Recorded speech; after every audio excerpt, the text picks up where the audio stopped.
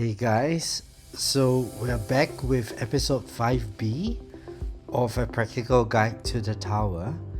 And in today's episode, we will have JP978 and JPlays, who will talk us through their various mid-game progression builds. To summarize, JP is running an Orbless Devo strategy, and JPlays is running a Free-up Orbless Devo strategy. So I hope you enjoy the content as much as I enjoyed making it, and I'll catch you guys at the end of this video. Right, next up we have Thanos. No, oops. JP978. Let's go. Let's go. Surely you already know him. He needs no introduction. So do make sure to check out his channel. I'll link it in the description along with all the other content creators. Right, so anyway, JP, would you like to introduce yourself to the audience and maybe spend a minute or two to talk us through the basic mechanics of your build, which I believe is the Orbless Devil? Yeah, what's up guys? It's JP978. I have my YouTube channel. Check it out. Ryan will do it. My channel is very different from Ryan's. I do a lot of just my tower build and how I'm progressing. I started making videos when I was in Champions. I wish I started when I was in like Platinum and stuff like that, just to keep a record of like everything I've done. Right now I'm ranking in Legends, top 10 basically. I run an Orbless Devo setup, and I've been running this for about 2 or 3 months now, maybe even longer. And this is what I feel like gets me the most coins. So this is my build, Ryan, my Orbless. Okay. I have no free upgrades. Right now, I try to have everything killed by the death wave, the wall, the kill wall.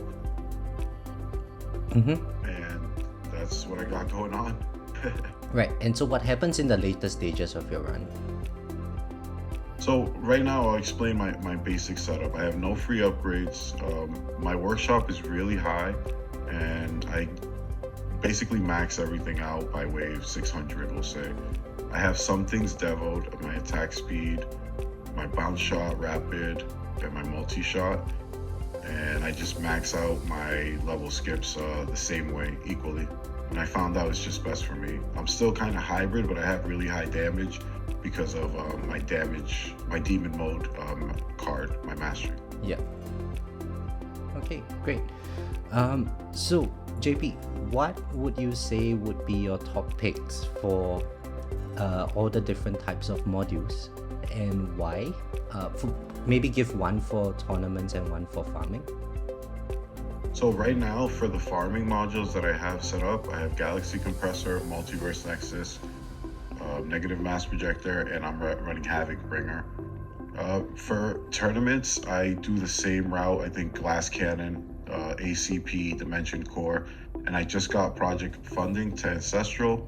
So I just rolled with these 3 subsets. I think this is all I really need. So for tournaments, I'm going Glass Cannon. So I run ACP, DC, project funding, and right here I use Death Penalty. I know right now it's questionable. A lot of people are using Astral Deliverance, but I just haven't re-rolled it yet, and maybe I should use it for my Chain Lightning, but I feel like Death Penalty is my go-to.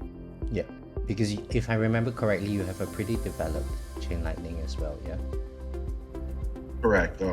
It is in the damage terms. When I first unlocked it, I put about 1,000 stones into damage. Yeah. Which probably wasn't the right thing to do, but it definitely boosted my Legends performance. It let me stay there for a little bit. Yeah. While I developed other things, especially my economy. Yeah, so I think this game is a game of trade-offs at the end of the day, and it's good to keep a balance between like economy and damage. Right. Correct, and that's why earlier, especially in my Dimension Core, I had Chain Lightning damage here, and you had recommended me to change for Chrono Field Reduction for obvious reasons now that I see, and obviously a Spotlight bonus would be better. Because my Chain Lightning, I think we've talked about this before, can only carry me so far, right? Yeah. Yeah. So, at some point in Legends, the boss damage, the boss health just becomes crazy. Correct. Yeah. And I use negative mass projector to farm. And the only reason I run with it is it was one of my highest. I don't have ACP. If I did have ACP at Ancestral, I think I'd try out Glass Cannon. But for right now, I think this for farming, and I'm so close to getting 161, another sub mod too. Yep. Yep.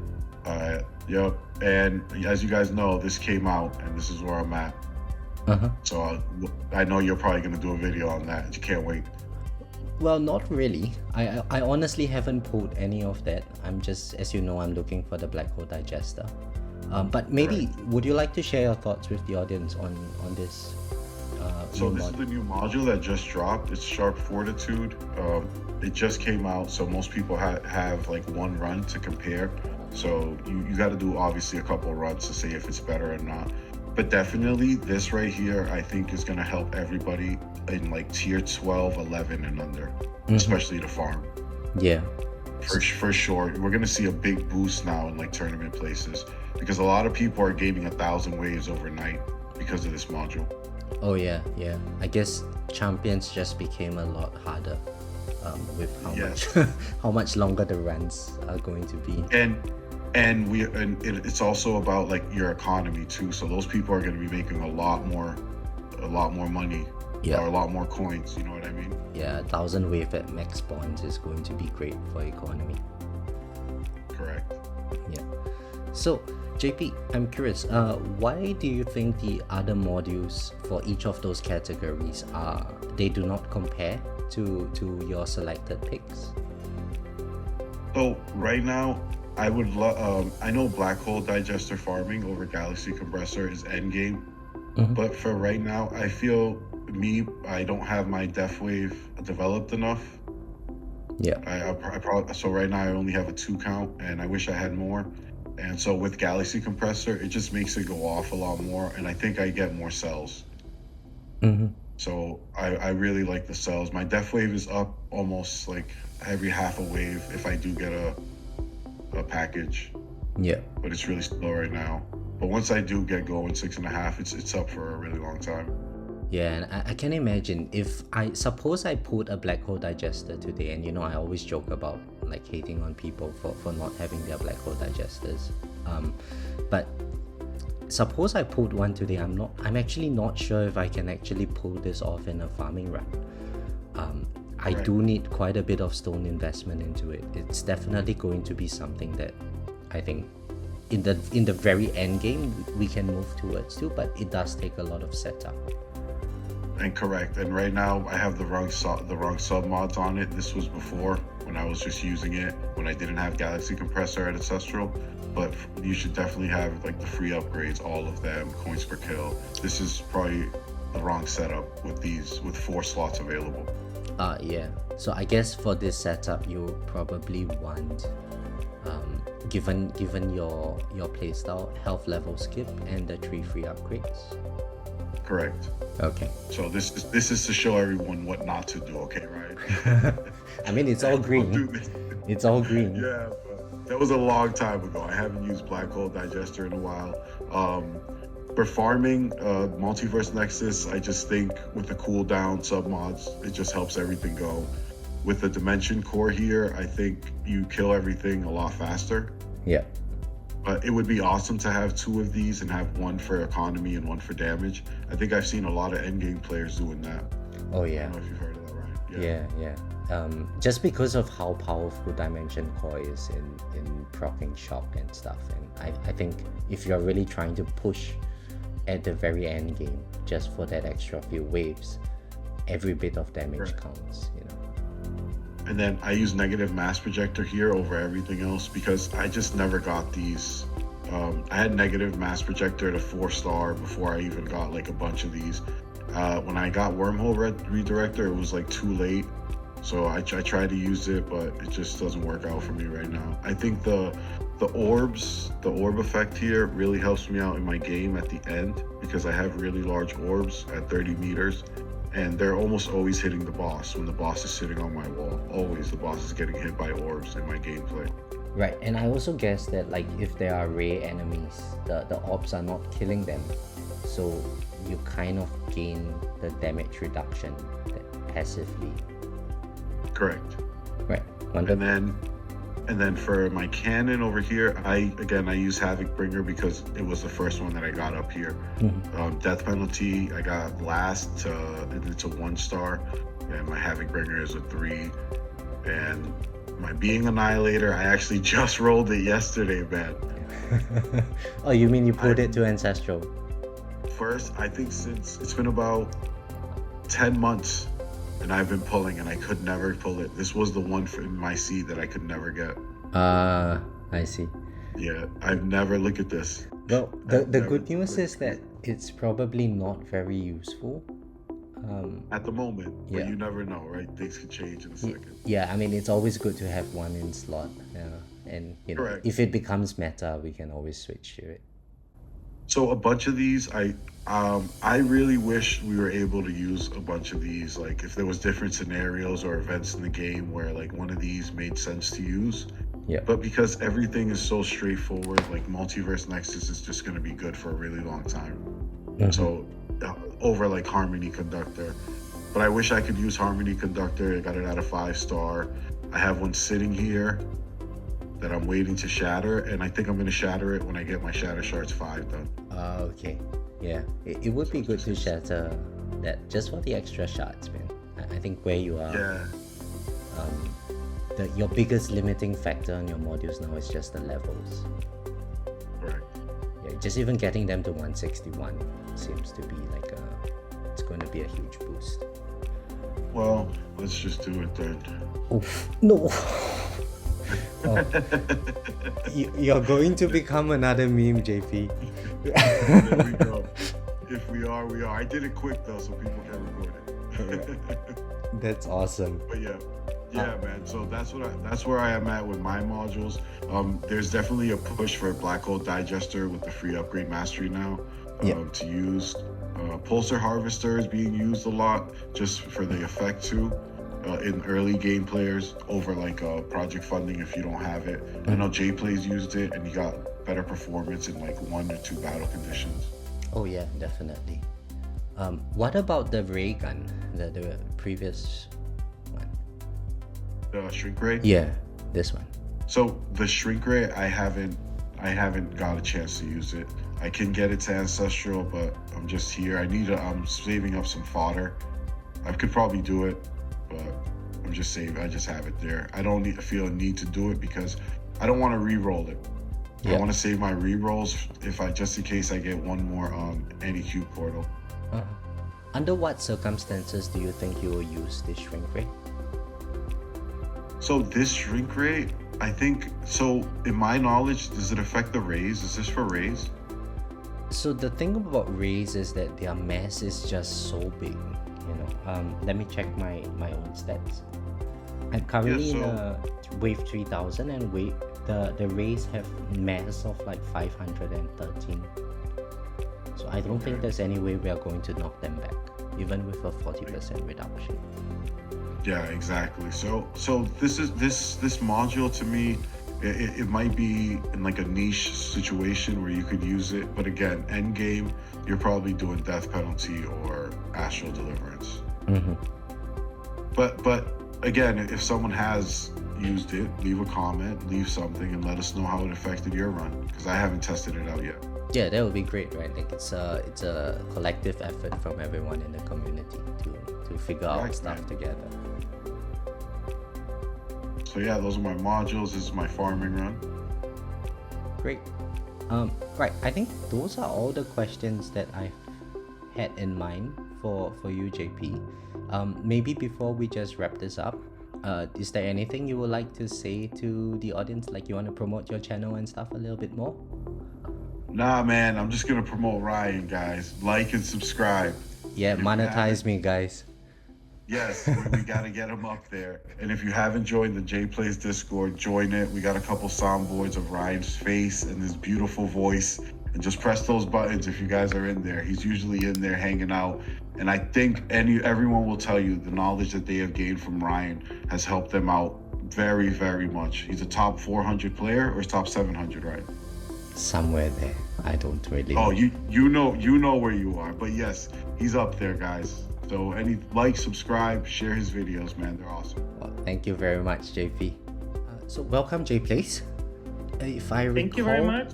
Yeah, if I recall correctly, you are using a Free-up Orbless strategy that you made a video about recently. So Yes, that's correct. yeah, I think if anyone is interested, I'll link your channel in the description along with the video. So for those people who are watching that are interested in this particular strategy, please feel free to check it out. Now personally for me, I think among all the YouTubers, JPlays is one of the most informative and goes the most in depth about various strategies. So we're very glad to have him around, you know. Thank you. I appreciate it. Yeah, so you know, personally for me, I learned a lot from just joining your Discord channel and so on. So maybe you can share a bit about your build in general and the various resources that you have, just to bring everyone up to speed. Yeah, no, absolutely. So the farming strategy, as you rightly pointed out, it's essentially Free-up Orbless. I emphasize the Free-up Orbless to X simply by the fact that you could start as Free-up Orbless and then go different paths, whether it's damage or focus on Orb Devo or other things towards the end of it. But basically, the strategy itself, in a nutshell, blends the best aspects of several approaches, where you do have the sync strategies that a lot of the Devo approaches has, but it also includes the free upgrades. And so by doing so, you achieve a lot of the AFK and less microing that, say, Blender or other strategies has, but you also get the coin gains from a sync strategy. And the way we achieve that is by using the Free-up mastery to lock certain stats that we don't want for efficient Orbless farming. So you can see in my case here, I primarily locked orbs and shockwave size. And it starts with this AFK friendly, where I'm not really doing anything at the moment, Orbless phase, where we juggle enemies and focus on killing them within spotlight. And we're simply focusing primarily on where we kill them for maximum coin multiplier, including also having synced ultimate weapons like Black Hole and Golden Tower, ideally also Death Wave and Golden Bot. But what makes it unique is because we have the free upgrades, is that it scales our damage. So over time, we're starting with a workshop that is a tech workshop that is basically almost level 0. I have starting with around level 800 in damage, but this will differ from player and tower to tower. But all of this will gradually be increased. And that is because when doing an Orbless strategy, you don't want to do too much damage, so you're killing too much outside of all your coin multipliers. And you also don't want to kill too little, so that you face and reach the max enemies on screen, which is 120 kind of normal enemies. So that is the core premise of the Orbless. And then the X part is simply emphasizing how, as the run progresses and Orbless becomes less efficient for you, such as the max enemies, you can then transition to whether it's Blender or going Orb Devo like I do, and so forth. So overall, it's just relatively easy to set up. It earns you excellent coins, it's AFK friendly, and doesn't require like massive lab investments or other things to get started. Oh, great. So I guess we can talk about the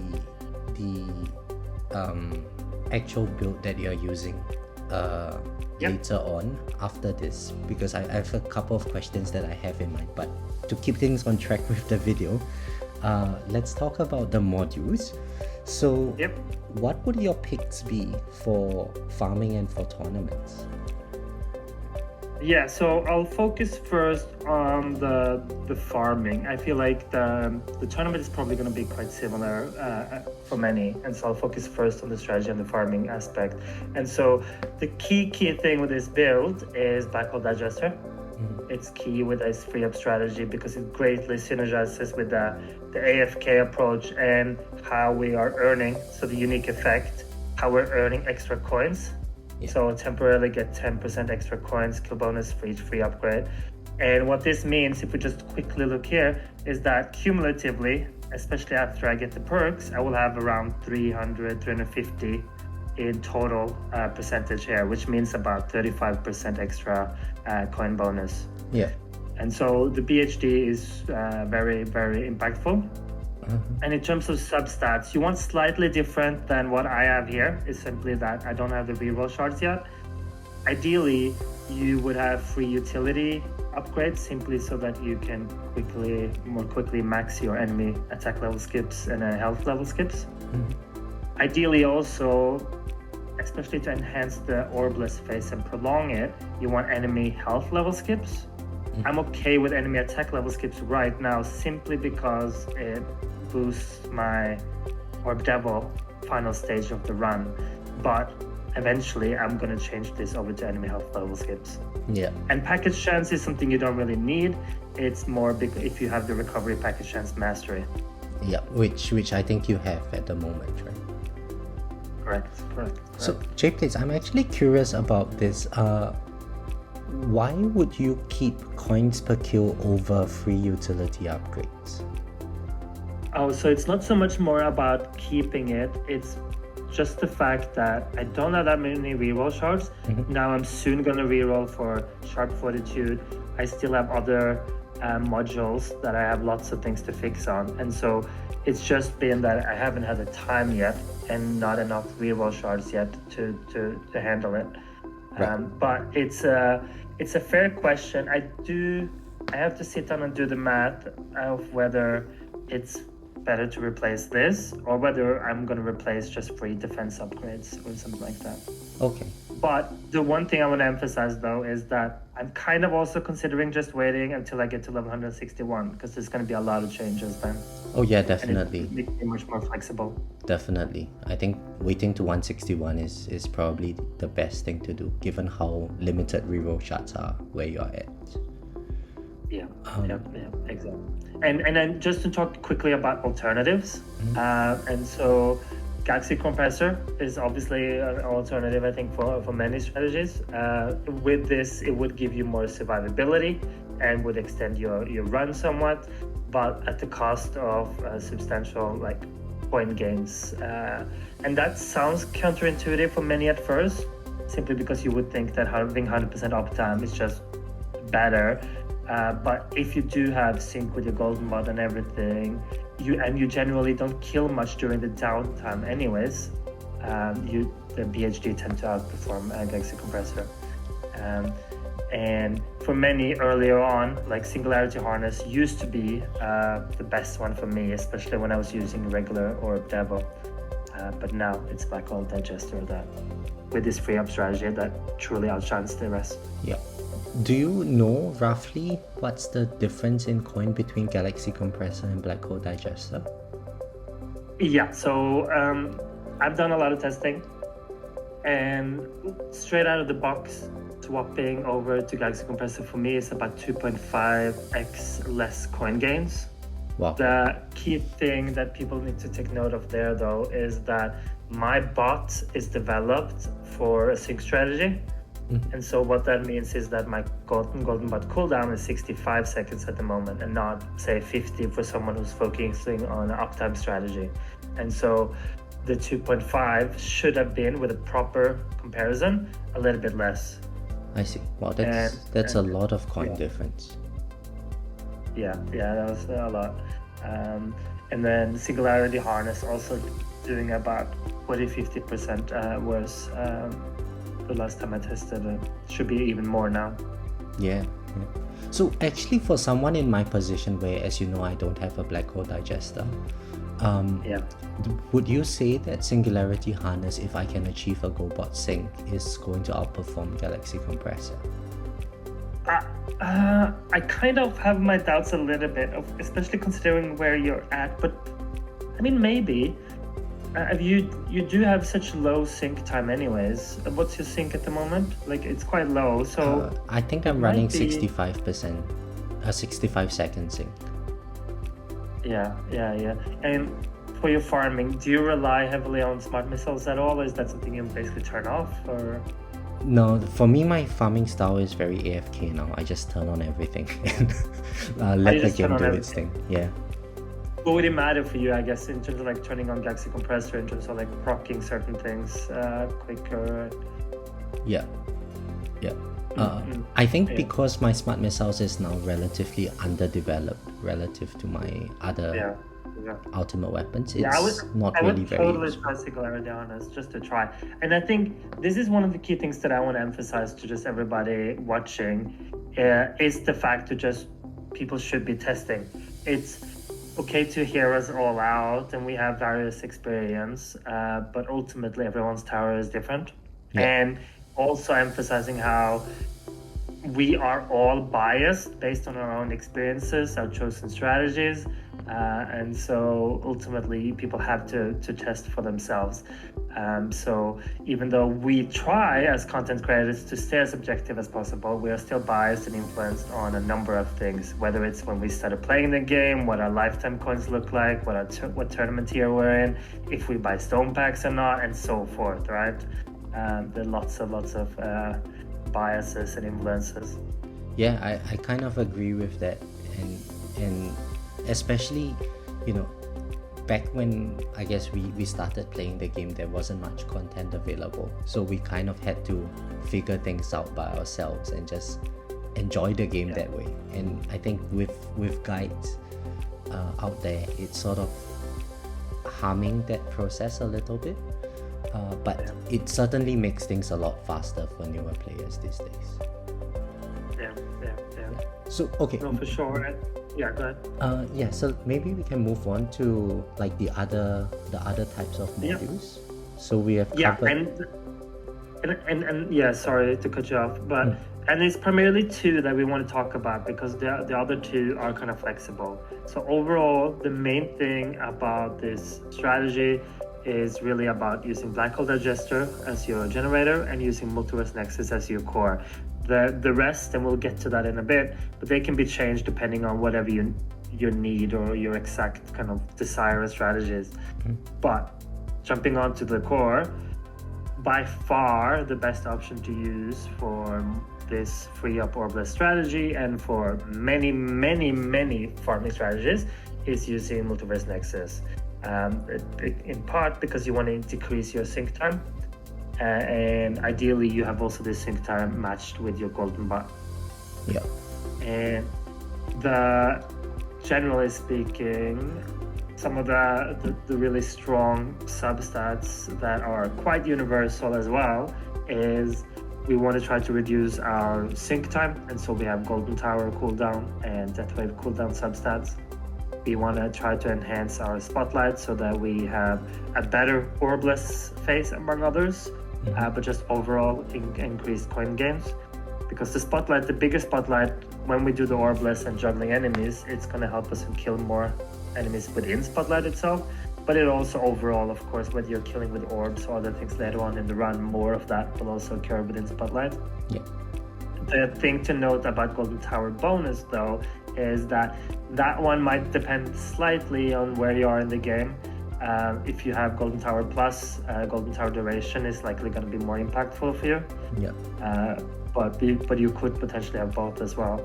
And then there's Death Wave Quantity, which is a solid one, both for your coin and sell income. And then alternatives, so for things for people to consider here are whether they want Spotlight bonus, because that could help kill more within Spotlight.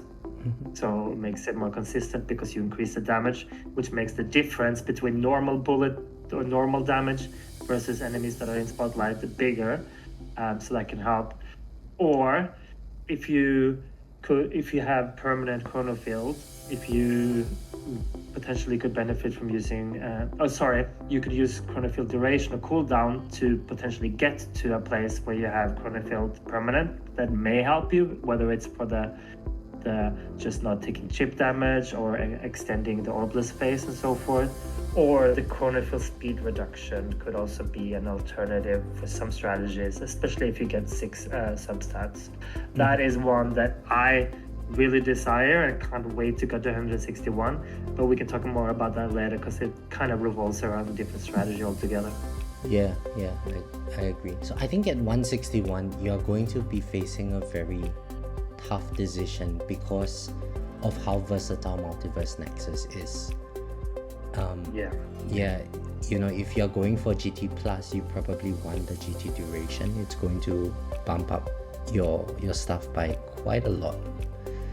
Yeah, and my challenge is that I would have loved to have Golden Tower duration and chronofield speed reduction, and so I will see if that means sacrificing Golden Tower bonus and putting Golden Tower duration, or how exactly I'm gonna approach that. Yeah. Well, that's certainly something to think about. Okay. Yeah. So what about? So yeah, there are not really any. No, go ahead. Oh yeah, sorry. What about the other modules for the core segment? Are there other viable alternatives that players can use? Not really. I mean, the challenge here is that this is the type of strategy that greatly benefits from having a low sync time, and so, but you also want to have sync. And so what that means is that if you were to use something else, say maybe you go for a damage focus and dimension core, is you could do the Orbless phase for a longer stage and so forth. But your issue is that you're not having your ultimate weapon synced, or it means that you have everything over 1 minute. Mm-hmm. And so there's then because Black Hole goes down to 50, well, Death Wave goes down to 50, but Golden Tower stays at 2 minutes. No, wait, 100 seconds. Yeah. So there's the issue there, right? In terms of making sure you both have the sync and a low sync time. So most strategies are not going to be that great. You can make it work in various ways. Especially say if you had 1 minute or like 140 kind of sync, but yeah, it will be a challenge with any other module for the core. Yeah, I think at the very end game, when players have very developed stuff, they might run with Dimension Core as their core module, but that is so far removed from where we are. Yeah, no, 100%. That's a great point. When you do have your Death Wave also down to 50, you have such a long Golden Tower anyways, so it doesn't matter about potential downtime for that. Yeah. So forth, yeah. Yeah. No, 100%. And 100%. Great. So now on to cannons. Okay. That your substats are so nice. I'm really jealous. But okay, sorry to cut you off. No, you're good. Ultimately, though, the one thing I want to emphasize first in terms of cannons is that you can kind of go about, for this strategy, in most or a lot of different farming strategy, you can kind of go with anything except for death penalty. Death penalty overall just reduces your coin income because it reduces the amount of enemies you're facing. But a lot of others, for various other strategies, you can kind of use whatever. And it may be based more on what's the highest rarity you might have, or the highest star rating, or the best substats. And the same rationale you can kind of also make for the substats themselves. Generally speaking, I feel like critical factor, critical chance, super crit multiplier, which you don't see here, and attack speed are kind of the 5 general really good ones. Mm-hmm. Bounce shot chance is one that, of course, is solid, but especially synergizes with Astral Deliverance. Yeah. That is all about the bounce shot. The one thing I want to emphasize here is that Astral Deliverance, I'm using that some just for testing purposes, and it can give you a bit more waves because it's a bit stronger than some of the other cannon modules, arguably. Mm-hmm. But with this strategy that I'm running, not that one. I find it more consistent for the Orbless phase to use something like a Havoc Bringer, even though I haven't sorted out all the substats. Mm-hmm. And part of that is just that it's very consistent damage. And so it just ensures that when I'm using free-ups and the gradual damage increase is a very consistent in terms of its growth. I won't suddenly do out damage things. I won't suddenly have lots of band shot chances or band shots that are killing too much. and so forth. So it's just consistent way for the Orbless phase itself. Yeah. But it will be more difficult towards the end of a run. Okay, great. JPlays, I have a question about your pick on attack speed. So, yeah, you know, when the game speed is too high and your attack speed goes too high, you sort of lose out, or there's some cap on attack speed, if I remember correctly.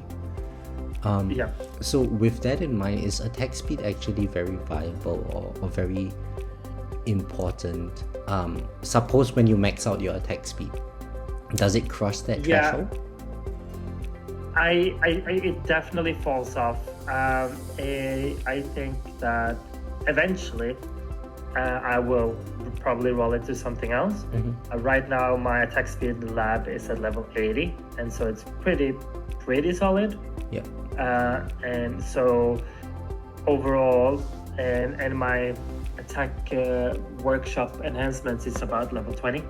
And so eventually I think there's value in swapping the attack speed for something else. But it's something that I've had on this for ages, in part before my attack speed was that strong. But I think that's a great point to emphasize for people, and something for people to try as well, to see, for example, if they try Orbless and go about having something with attack speed and see if it makes a difference. I think that it will have attack speed might be more prominent and beneficial for you early on, before you have chrono field and other things that help you juggle, right? Yeah. Maybe you get a bit more shotgun or overwhelmed sooner, but once you do have chrono field and other things that are also slowing down enemies or stunning enemies, the attack speed, the relevance of it arguably drops because of that too. Okay, thank you. Now, what are your thoughts on like the shrink rate? I know you don't have it maxed out yet, but do you foresee situations where it's useful? Yeah, I think it's such an interesting module where I feel like most of it impacts are, say if you run like a blender type of strategy and you just want to keep enemies away, and I think this early game can benefit great from it. But I also think that, I mean, that's also part of what Orbless is trying to achieve, especially kind of related exactly to what we talked about in terms of like attack speed or juggling enemies for longer. And so I think that for people who are more early stage or more set on a specific strategy, whether it's Orbless or Blender, I feel like the shrink ray can help them juggle enemies for longer if that's the challenge, especially if enemy speed and mass is kind of overwhelming you. Yeah. For me, it's more about damage being an issue, that I can't do enough damage towards the end of my Orbless phase. It's not that I'm overwhelmed and dying to that by any means. Yeah. And so shrink ray has a lot less relevance, but for someone at a different stage, I feel like earlier, potentially shrink ray could be of value.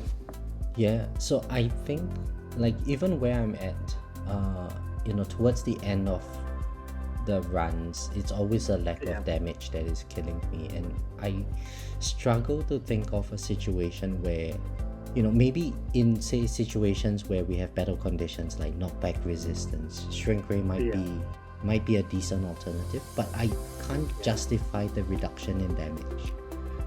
Yeah, exactly. No, 100%. No, I feel the exact same way. And this also doesn't synergize with my build, because I do Orbless at the beginning, but then I transition to Devo later in the run, right? And so I don't want to be sending things or juggling then. I don't want to be sending things easily into the orbs when there's no sync and so forth. So it doesn't make sense for me in my current build. Great. And where are we up to now? Armor modules, yes. And this one, for armor modules in general, this will basically just depend on what strategy you're doing at the final part of your run and whatever works for you. So personally, right now, I use the negative mass projector, as it just helps mitigate some damage from the final orb Devo phase that I'm running. And both the negative mass projector and the space displacer are greatly, or they're pretty good when if you're a hybrid or effective health build in various ways, because the negative mass projector can reduce your ray damage, whereas the space displacer can offer some crowd control in terms of stunning enemies. Once I do get the new module though, the Sharp Fortitude to Ancestral, I may simply use that for a little while, as it is arguably better. It's arguably the strongest armor module for any Orb Devil build at the moment in the game. This build overall though, the Free-up Orbless, it is viable with Wormhole Redirector, but it's not going to do much. So it's more, but for most effective health, it's more about the substats than anything else. So it's okay. But the one thing I also want to emphasize is that if anyone is doing this strategy with Free-up Orbless, but they wanted to go about doing glass cannon or blender, whatever you want to call it, towards the end of it, then you rather want to use the anti-cube portal, because then you're more about damage focus to extending your run that way. And then again, similarly, it will also then depend on whether you're doing an Orb Devo towards the end or a glass cannon. Your substats and preference for that will also differ.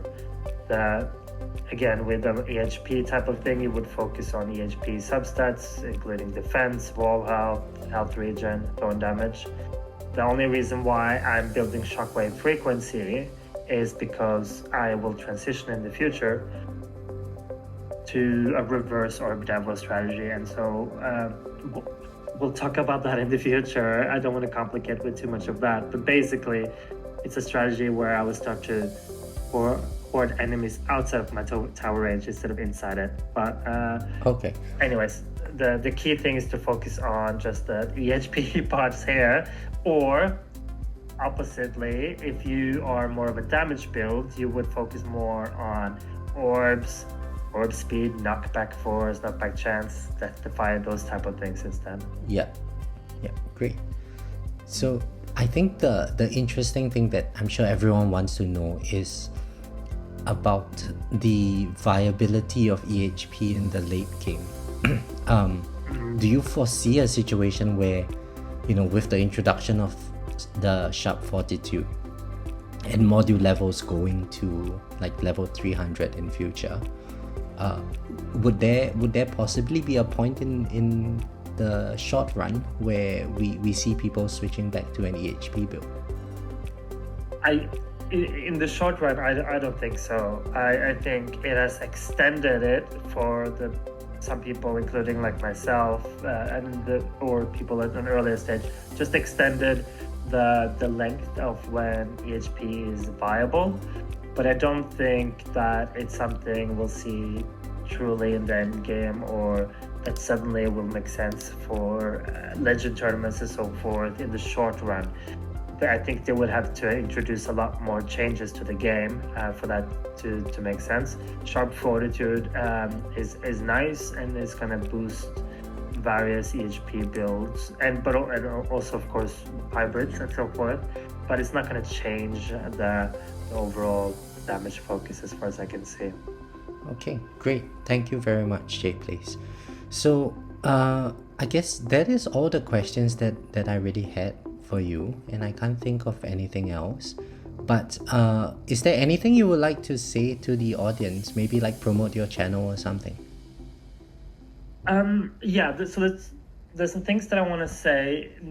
First, the most important thing that I want to emphasize, and I kind of alluded to some of this earlier in our discussion, the key thing for people to keep in mind is that often when we go about our journey in this game, we might have a stronger preference towards either focusing on sync or focusing on 100% kind of uptime in terms of like our goals overall for our farming builds. All right, so whether that's a focus on using Galaxy Compressor and achieving a stage where your Golden Tower and Black Hole is up all the time, or you're focusing on using Multiverse Nexus and matching your Golden Bot and so forth. And so we have these two camps. And the issue sometimes is that when we do go about trying a different strategy or challenge our current perception of the game, is that we're not necessarily setting ourselves up to succeed with testing. Because, for example, I was saying earlier how if I want to try a permanent strategy using Galaxy Compressor, I should be completely changing my bots before doing so in order to truly give Galaxy Compressor a fair chance, right? Or conversely, for those who focus on uptime and have 50 seconds and a golden bot and not matched, they should be willing to respect the golden bot to then fully try a sync strategy where they make the golden bot match with a multiverse nexus. And so I just want to kind of emphasize that some of those things, because otherwise you'll risk being stuck with this kind of confirmation bias where you don't really challenge your own perceptions by going deep enough. Sorry, I've talked way enough. The last thing to kind of plug is that we do have a knowledge hub that really seeks to just interconnect all kind of information about the game, whether it's tools, guides, builds, tips, frequently asked questions, and anything in between. And right now there is two stone packs. There are 2 stone packs up for grabs for a giveaway for anyone who contributes to the site. And so we will draw that on the 31st of May. So if you haven't checked that out yet, then please do so, because with everyone's contribution, it will turn into a better resource for everyone. Yeah, so I think I cannot emphasize that enough. As you know, JPlays, I'm in your server like almost every day nowadays. And it's truly remarkable what JPlays has achieved in his for the community. You know, it's brought so many people together. It's made the game a lot more bearable for me at certain points as well. So thank you very much for all of that. No, thank you, and thank you for having me, and thank you for putting this together. This is going to be massive, and I look forward to the end product. Yeah. Thanks for that. Oh yes, and JPlays, before we wrap up, could you show your lifetime stats to the audience, just so that they have an idea of when they should transition? Absolutely. So right now I'm at 27 Q, and my stones earned is 36. And then you can see my waves. Currently I'm farming tier 11. And I will probably be doing that for the quite foreseeable future. Yeah. Before any other tier will be more feasible. Yeah, so once I think... do get my chronofield developed, I plan to jump basically to tier 14. But time will tell. Yeah, I mean it's such a massive jump in coin, switching from tier 11 to 14. But one thing I want to notice, I noticed here is with this black hole digester build, it's giving you a lot of coin actually. When I was at around your stage in the game, I was doing a version of Free-up Orbless as well, and for that amount of waves I would be getting something like 150 trillion. So this is actually a very, very interesting observation. So for anyone wondering how to boost your coin, do check out JPlays guide. And one thing I think is fair to also show them just super quickly is also just people can see that coin multiplier as well. Yeah. Just so they see the breakdown there. Yeah. All right. Thank you very much for your time, JPlays. Thank you as well. Thank you. Hey guys, we're back at the end of this episode. So hope you guys have been enjoying the content so far. I'll catch you guys in the next one where we consider endgame farming strategies, and it's going to be a good one. Stay tuned. See ya.